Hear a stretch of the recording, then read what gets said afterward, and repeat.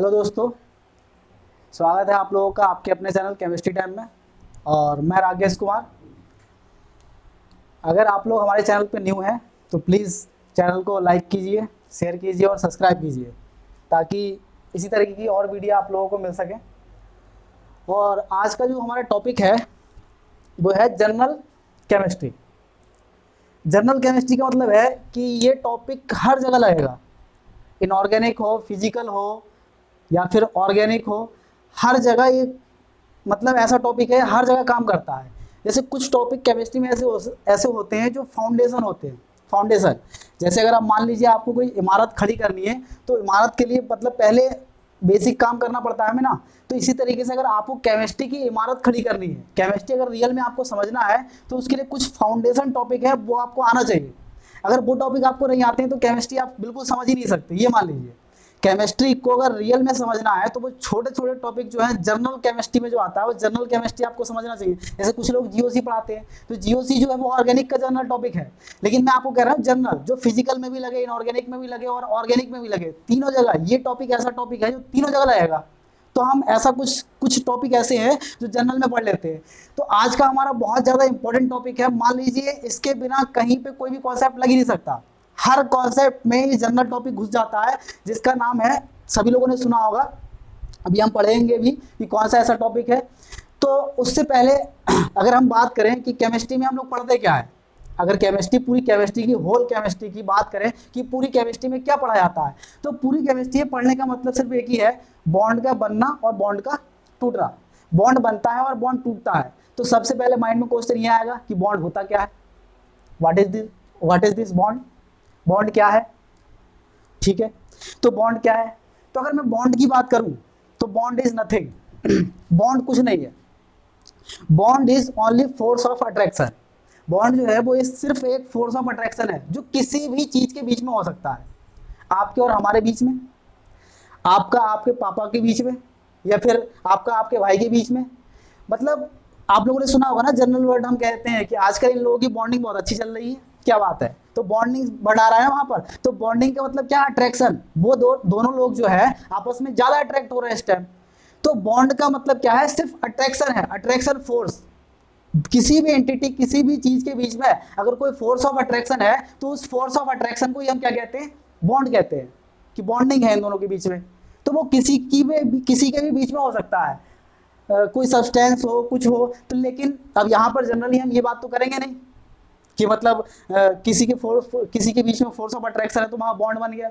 यहाँ पर किसकी बात होगी, यहाँ पर बात होगी किसी एंटिटी यानी किसी स्पीसीज के बीच में, यानी कोई मॉलिक्यूल होगा, उन मॉलिक्यूल के बीच में अगर कोई फोर्स ऑफ अट्रैक्शन है, कोई एटम हो, मॉलिक्यूल हो या आयन हो, इनके बीच में अगर कोई फोर्स ऑफ अट्रैक्शन होगा तो उसी को हम केमिस्ट्री में क्या कहते हैं, बॉन्ड कहते हैं। ठीक, अब बॉन्ड बनता कैसे है। बॉन्ड अगर टूटना पड़ना है तो उससे पहले तो हमें बॉन्ड बनता कैसे है ये पढ़ना पड़ेगा। बॉन्ड का बनना ही समझ में नहीं आता लोगों को कि बॉन्ड बना कैसे। तो बॉन्ड के बनने के लिए अगर मैं जनरल बात करूं तो बॉन्ड कई प्रकार से बनता है। कुछ लोग कहते हैं कि मतलब आपस में शेयरिंग करने से, दो लोगों के बीच में अगर इलेक्ट्रॉन का शेयरिंग होगा तो उनके बीच में आयनिक बॉन्ड बनेगा, कोवेलेंट बॉन्ड बनता है। फिर आयनिक बॉन्ड बनता है, हाइड्रोजन बॉन्ड बनता है, वॉन डर वाल्स फोर्स लगता है तो उनकी भी वजह से भी कुछ बॉन्डिंग होती है। तो बॉन्ड का बनना कई प्रकार का है। लेकिन अगर हम सिंपल अगर बॉन्डिंग की बात करें तो बॉन्ड जो है, अगर ये सब जो छोटे टॉपिक, छोटे लेवल की क्लास की बातें हैं, अगर आप 9th में 8th में पढ़ेंगे कि दो एटम के बीच में अगर शेयरिंग होगी तो वहाँ बॉन्ड बनेगा।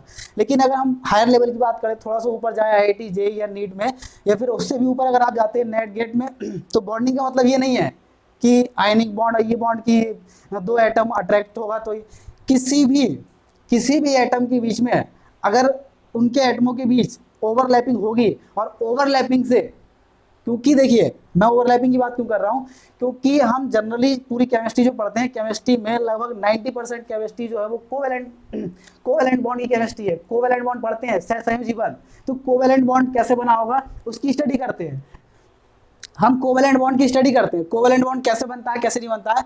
तो अगर मैं बात करूं, मान लीजिए कोई दो एटम है, जैसे ए, मान लीजिए ए और एक बी है, इसका ऑर्बिटल होगा, इसका ऑर्बिटल और इसके ऑर्बिटल, इन दोनों ऑर्बिटलों के बीच में ओवरलैपिंग हो तो इनके बीच में ओवरलैपिंग से जो बॉन्ड बनेगा उसको हम बॉन्ड कहेंगे। अब हो सकता है कि इसके बीच इसके पास एक इलेक्ट्रॉन हो और इसके पास एक इलेक्ट्रॉन हो, दोनों आपस में आए बॉन्डिंग कर ले, शेयरिंग करने से बॉन्ड बन जाए। ऐसा भी हो सकता है कि एक ए है और एक बी है, इसके पास एक ऑर्बिटल है अपना और इसके पास भी ऑर्बिटल है अपना, लेकिन इसके पास इलेक्ट्रॉन है और इसके पास वैकेंट ऑर्बिटल है, इसके पास इलेक्ट्रॉन नहीं है, लेकिन इन दोनों के बीच में भी जो ओवरलैपिंग होगी उससे भी जो बॉन्ड बनेगा वो भी एक कोवेलेंट बॉन्ड होगा। ऐसा भी हो सकता है कि एक एटम ए और एक एटम बी, इसके पास अपना ऑर्बिटल है और इसके पास भी अपना ऑर्बिटल है।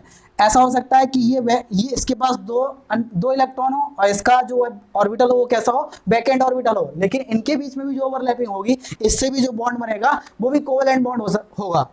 ऐसा भी हो सकता है कि एक एटम है ए और एक एटम है बी और इसका ऑर्बिटल आपस में क्या कर रहा है, ओवरलैपिंग कर रहा है। ठीक है, कैसे होती है ओवरलैपिंग नहीं होती सब पढ़ेंगे हम डिटेल में, लेकिन दोनों के पास इलेक्ट्रॉन नहीं है। लेकिन एक तीसरा एटम है सी, इसका अपना ऑर्बिटल है और इसके पास इलेक्ट्रॉन है, अगर इसने भी ओवरलैपिंग कर ली तो इन तीनों से जो बॉन्ड बनेगा वो भी एक कोवेलेंट बॉन्ड ही बनेगा। ठीक है, अब ये ओवरलैपिंग क्या है नहीं है ये सब तो आगे की बात है, बहुत लंबी क्लास होगी, नेक्स्ट जैसे जैसे हम टॉपिक आगे बढ़ेंगे तो ओवरलैपिंग का मतलब समझेंगे। तो ये बॉन्ड का बनना कोवेलेंट बॉन्ड जो है इस तरीके से है। अब कोवेलेंट बॉन्ड में भी कौन से ऑर्बिटल ओवरलैप करेंगे, कौन सा ऑर्बिटल ओवरलैप नहीं करेंगे, तो सबसे पहले जो हमारा इंपॉर्टेंट टॉपिक होगा इसमें वो कौन सा होगा, orbital theory. Orbital theory, orbital theory में सबसे पहले क्या पढ़ेंगे, ऑर्बिटल। अब ऑर्बिटल थ्योरी से आप क्या समझ रहे हैं, ऑर्बिटल की स्टडी। अब ऑर्बिटल होता क्या है सबसे पहले यही पढ़ना पड़ेगा, जैसे S orbital, P orbital, D orbital, F orbital, तो ये सारे ऑर्बिटल होते क्या है एक एक करके हम पढ़ते हैं। हमें ऑर्बिटल थ्योरी सबसे फर्स्ट इंपॉर्टेंट टॉपिक जो है जनरल केमिस्ट्री में वो कौन सा है, ऑर्बिटल थ्योरी। फर्स्ट टॉपिक है हमारा ऑर्बिटल थ्योरी। ऑर्बिटल थ्योरी, तो ऑर्बिटल थ्योरी में हम क्या पढ़ेंगे, ऑर्बिटल की स्टडी करेंगे। ऑर्बिटल, तो ऑर्बिटल कितने प्रकार के होते हैं आपने जनरली पढ़ा होगा, एक एस ऑर्बिटल होता है, एक पी पढ़ा होगा आप लोगों ने, पी, फिर डी, फिर एफ। ठीक है, एस पी डी एफ, यही चार फंडामेंटल ऑर्बिटल जो है वो अभी तक हमें नोन है, तो चार ऑर्बिटल हम पढ़ चुके हैं। तो एस ऑर्बिटल क्या है, पी ऑर्बिटल क्या है, डी ऑर्बिटल क्या है, एफ ऑर्बिटल क्या है, इनकी स्टडी कर ली। ऑर्बिटल थ्योरी में इन ऑर्बिटलों की हमें क्या करना है, स्टडी करना है। तो सबसे फर्स्ट जो है हमारा क्या है, एस ऑर्बिटल। एस ऑर्बिटल क्या है, तो एस ऑर्बिटल की अगर हम बात करें तो एस ऑर्बिटल कैसा होता है, स्फेरिकल। एस ऑर्बिटल कैसा होता है, स्फेरिकल। अब देखिए सभी लोग पता तो कर लेते हैं कि एस ऑर्बिटल स्फेरिकल है, लेकिन स्फेरिकल होने से इसकी कैरेक्टरिस्टिक्स कैसे इफेक्ट होंगी। अगर कोई ऑर्बिटल स्फेरिकल होगा तो स्फेरिकल होने से उसके कैरेक्टर पर क्या फर्क पड़ेगा, उसके गुण कैसे होंगे, उसकी प्रॉपर्टी कैसी होगी, ये बहुत ज्यादा इंपॉर्टेंट हो जाएगा। क्योंकि पी ऑर्बिटल अब आप लोग जानते हैं डबल होता है, डी ऑर्बिटल डबल डबल होता है, और एफ जो है इससे भी ज्यादा खतरनाक है। तो अगर एस ऑर्बिटल की हम स्टडी करें तो एस ऑर्बिटल के बारे में अगर सबसे पहले आप देखेंगे तो एस ऑर्बिटल कैसा है, स्फेरिकल है। ठीक है, बहुत बढ़िया, स्फेरिकल है। लेकिन अगर कोई ऑर्बिटल स्फेरिकल होगा तो स्फेरिकल होने से उसके कैरेक्टर पर क्या फर्क पड़ेगा, उसकी कैरेक्टरिस्टिक्स कैसी होंगी, उसकी प्रॉपर्टी कैसी होंगी, ये सबसे ज्यादा इंपॉर्टेंट है कि अगर कोई ऑर्बिटल स्फेरिकल है तो स्फेरिकल होने से उसकी कैरेक्टरिस्टिक्स कैसी हो जाएंगी, किस प्रकार चेंज जाएगी, पूरी केमिस्ट्री को हिला कर रख देगा ये स्फेरिकल होने से। पूरी केमिस्ट्री में चेंज आ जाएगा। अकेला ऑर्बिटल स्फेरिकल है ना, लेकिन इसके स्फेरिकल होने से पूरी केमिस्ट्री बदल जाएगी। इसी की वजह से बहुत ज्यादा इंपॉर्टेंट कॉन्सेप्ट निकल के आए हैं दो, अभी हम उसी की बात करेंगे आगे जाके। इसी की वजह से एस ऑर्बिटल के स्फेरिकल होने से ही आप जो एक ही ऑर्बिटल की जो ऑर्बिटल होती है, सब सेल होती हैं, वो एक्सपेंड कर जाती है, एक्सपेंशन हो जाता है उन ऑर्बिटलों का। पढ़ा है ना आप लोगों ने, जैसे हम जनरल इलेक्ट्रॉनिक कन्फिग्रेशन जब लिखते हैं तो क्या लिखते हैं, 1s2 2s2 2p 1 2 3 कुछ कर दीजिए, कोई फर्क नहीं पड़ रहा। देखिए 2p 2s2 और 2p 2 आ रहा है ना, यानी इसका मतलब ये है सेल तो दोनों की सेम है। अरे दोनों की सेकंड सेल है, लेकिन सेकंड सेल होने के बाद भी 2s की एनर्जी कम है और 2p की एनर्जी ज्यादा है। कैसे हुआ ये, किस प्रकार से हो गए, मतलब 2s और 2p दोनों एक ही सेल के हैं, लेकिन दोनों एक ही सेल होने के बाद 2s की एनर्जी कम हो गई और 2p की एनर्जी ज्यादा हो गई। तो ये किस प्रकार हुआ, तो ये सबका रीजन जो है वो कौन सा है, एस ऑर्बिटल है।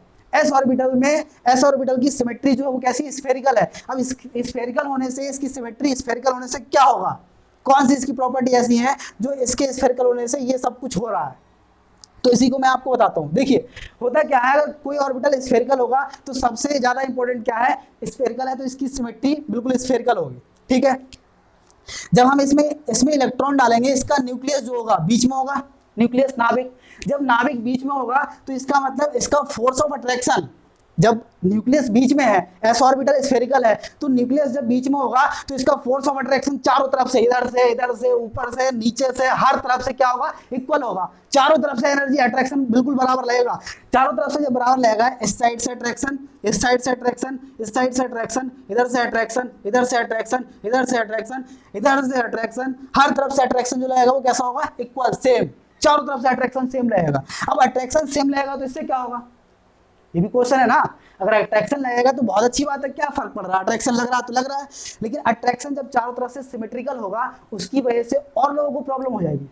जो दूसरे ऑर्बिटल है ना, अरे तुम्हें कोई बहुत ज्यादा अट्रैक्ट कर रहा है तो तुम्हें तो मजा आ रहा है ना, अच्छा लग रहा है, बहुत बढ़िया, हमें तो खूब अट्रैक्शन फील हो रहा है। लेकिन जो और तुम्हारे पड़ोसी हैं, तुम्हारे सहपाठी हैं, या फिर साथ में जो और लोग हैं, उनको कैसा लगेगा, उनके लिए तो प्रॉब्लम है, प्रॉब्लम हो जाएगी उन्हें।